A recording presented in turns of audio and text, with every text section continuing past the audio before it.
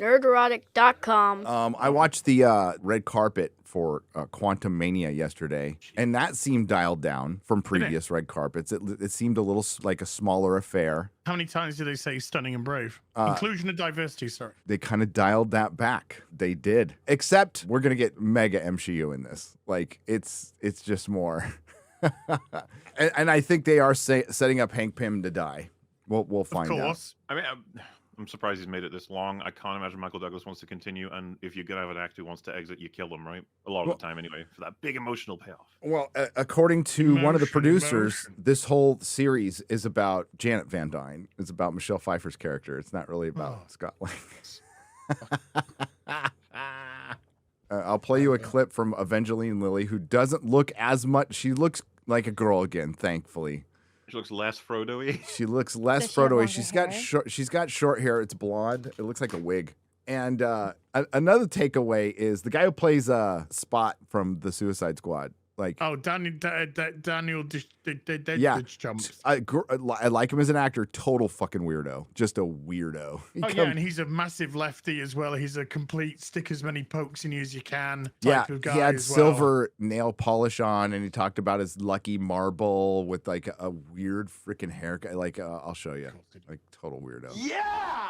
And this chat was filled with Marvel bots. They were saying shit like WLZ. And it was just like people putting letters in the chat to make it go faster. I did manage to get an MCU in later on. Somebody did it before me. I was like, yeah. And so rapidly over the 3 movies, it's very rare that you get to play a character in film where you get this kind of change from film to film. She started out a really cold and sort of isolated character. And, you know, by the time we get to the beginning of this film, she is reunited with her mother. She has repaired her relationship with her father. She's fallen in love with Scott, and she's kind of the stepmom of sorts. So she's really entrenched in family life, and as that's a wig. That's got to be a wig. a very, very new Why is she going with this short hair thing, by the way? sort of She looks better with long hair. open heart, and so she's much more vulnerable than she was when we first met her. Yeah, well, I was going to say, somebody who's had basically their walls up for 30 years takes them down all of a sudden. That's a little dangerous too, right? Yeah, really dangerous, especially when you get sucked into the quantum realm with all of your loved ones. As we all know. As you do. As you do. You know. And along those lines, you know, so much of what has driven Hope through these last 2 movies is being reunited with her mom. But the reality of that versus the expectation of what that's really like. Can you talk to us about what it's like when they finally come together and have time? Yeah, I think when she lost her mom, she was 8 years old, and she might have had a stunted understanding of that relationship. So her mom, again, was in the quantum realm for 30 years. Janet Van Dyne, 30 years. Based on the fantasies of a little girl of like, one day I'll find my mom and we'll reunite and it's going to be amazing and she's going to be my best friend and we're going to tell each other everything. And then when Janet really does come out of the quantum realm, she's very cagey and she's very closed and she's not telling Hope much of anything, and Hope feels really shut out. And so there is a gap between what she dreamed and imagined would happen and the sort of adult reality she has to face. Yeah. And now that she's sort of gotten her mom back, and there is this. So that's normal. That'd be like coming back from prison, you know? Yeah, she's cagey. She's a little standoffish. Okay. Janet Van Dyne was trapped in the quantum realm for 30 years, and she had a bunch of expectations about talking to her mom, and she was excited, but her mom's like standoffish after 30 years, which makes total sense. But then we get into, and we're talking about Michelle Pfeiffer's character. After being standoffish and in the quantum realm, basically becoming a god, and Mahler, didn't you point out that she saved Ghost by giving her the female energy? Is that what she did in Wasp and I don't know Ant-Man? what the fuck she did. She zaps her with some weird tism juice and it fixes everything. Okay, you could share it again. I mean, you got to give me a break. Remembering that film is very difficult. I can't remember a thing that happened No, in Ant-Man and the Mahler's Wasp. got a good memory, man, because I've watched it like twice. and Or Ant-Man. I just remember like Ghost is like the antagonist because she needs to fix her fleeminess, and then right at the end she's just like, "I have the fix for that." And you're like, "Oh, great." Yep. Okay. and she gives her That's the it. Like, the oh, quantum okay. juju, the quantum female juju that she became to manipulate by herself down there after being there for 30 years. But here's the best part. So she comes back to Earth. She comes back to our world after 30 years. Hit play. Well, I was going to say, somebody who's had basically their walls up for 30 years takes them down all of a sudden. That's a little dangerous too, right? Yeah, really dangerous, especially when you get sucked into the quantum realm with all of your loved ones. As we all know. As you do. As you do. And along those lines, so much of what has driven Hope through these last 2 movies is being reunited with her mom. But the reality of that versus the expectation of what that's really like. Can you talk to us about what it's like when they finally come together and have time? Yeah, I think when she lost her mom, she was 8 years old, and she might have had a stunted understanding of that relationship based on the fantasies of a little girl of like, one day I'll find my mom and we'll reunite and it's going to be amazing. And she's going to be my best friend and we're going to tell each other everything.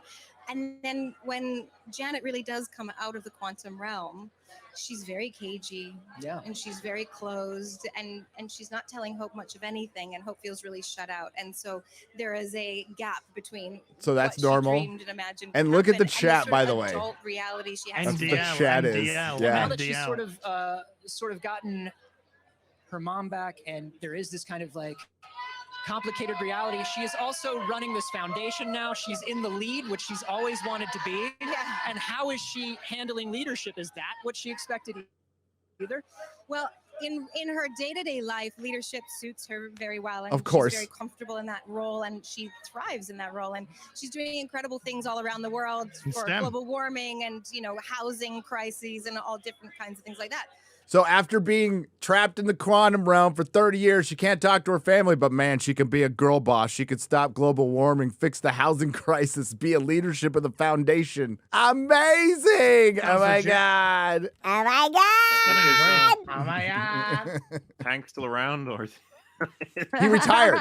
He retired, so he's mentoring the older Cassie, and Cassie's Who's ignoring gonna her be father. amazing. She's not respecting her father, who's going to be a big dumbass in this, probably again.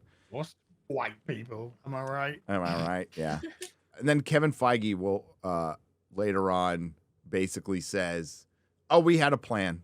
This is all part of the plan. We wanted to experiment a little bit. So part of the plan was not having a plan in Phase 4." That's what he said. We Sure. just wanted to experiment. We were spitballing, but we thought we should start Phase 5 with Quantumania because we started Phase 4 with WandaVision, which was never planned. By the way, Quantumania was never planned. So he's definitely heard the criticism, and he sounded a little defensive. And this one's going to be all. By the way, it all takes place in the quantum realm, so it's all volume. The one thing they said over and over again was, make sure to see it in a theater. Make sure to go buy tickets to see it, especially at AMC now, where you get the tiered ticket system. kid ticket? What was that? Yeah, better seats cost more. Is Quantumania moving the needle for you at all, Mahler? No, not at all. This is going to be like Wakanda Forever, where I got to talk about it because everyone's going to be like, you got to have an opinion on the big, silly CGI mess of a movie, right? And you're like, I guess so. Maybe this one will have a story. Because you never know these days. You can get lucky. You You could. might win. And hey, maybe it will be more serious, you know? Maybe it won't just be terrible. I don't know, like, I'm just running out of hope, Gary. Running out of hope and encouragement. But I'll check it out, sure. I'll give him a shot. Why not? This is leading into the big multiverse storyline. That's exciting. Kang, the professional clown man, he's going to be giving us plenty of entertainment. I can't wait, I think. Kevin Feige announced Kang as the next iconic Marvel villain. He's all the next Oh. iconic Marvel villain. I'm like, doesn't it need to become iconic before it's because as a comic fan, I wouldn't call Kang iconic. I mean, hey, I'm like your your almost normie connection to understanding views of comic book villains, and even I would be like, I never ever heard of Kang or anything about him or the way he looked before the MCU stuff. Whereas I have of Doom, Galactus, Mephisto, obviously the Thanos. Like these are, so I don't know. I think that's just one of them. Oh, it's iconic, and it will be iconic whether it wants to be or not. We'll make it so. Like Ultron is a better villain than Kang. Yeah. Well, Much Ultron better. is very simple to understand as a bad guy too, right? He's like an archetype in a couple of things. You know, an artificial intelligence that is a big old villain. It's like, yeah, everyone can understand how that'd be really awesome. Unfortunately, we got Age of Ultron, which these days would be a breath of fresh air, to be honest with you. Yep. I watched it recently. It's all right. Good old Phase 2, eh? Good old Phase 2. Looking at it with new eyes now, and you're like, maybe it's not so bad. Yeah. I don't know, new eyes. We're just looking at it through the eyes of people that have been hammered over the head for years with identity politics. Yeah. Perhaps I treated you too harshly. Yep. Yeah. I'm okay with a big long scene at Hawkeye's house. I'm fine with that. Yeah, well, yeah. Nerdrotic.com. Please subscribe. Hey, if you like what we do here at Nerdrotic Daily, please like, share, and subscribe. And if you could do that with your favorite YouTuber as well, I'm sure they would appreciate it as much as I do.